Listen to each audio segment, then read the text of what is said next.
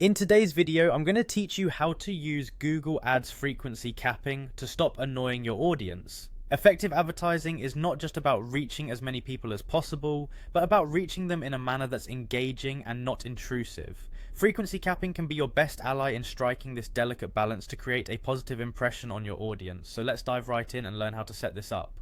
First, start by navigating to the Google Ads homepage. If you're not already familiar, Google Ads is Google's online advertising platform, allowing you to reach new customers and drive business results effectively. Once you're on the homepage, you'll want to locate and click on the Sign In button.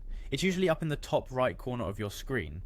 Enter your login credentials to access your account. If you don't have an account yet, you'll need to create one, but for this guide, we're assuming you've got that part covered.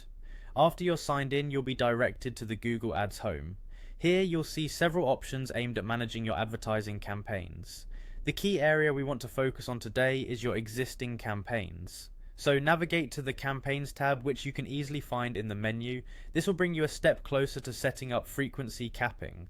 Once you're in the campaign section, click on Ad Groups. Ad groups serve as containers for your ads, allowing them to share settings like budgets and target audience specifics. Selecting an ad group gives you a more detailed look at your ad performance, which is essential in understanding how frequency capping can enhance your campaign efficiency. Now it's time to make some modifications to the way you view your data.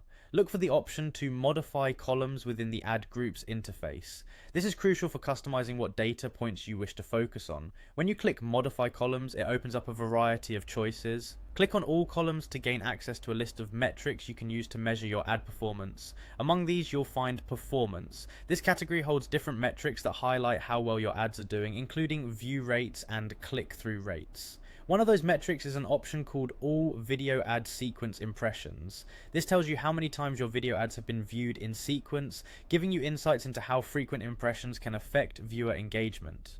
With this data, you can effectively decide how to set up capping to avoid oversaturating your audience.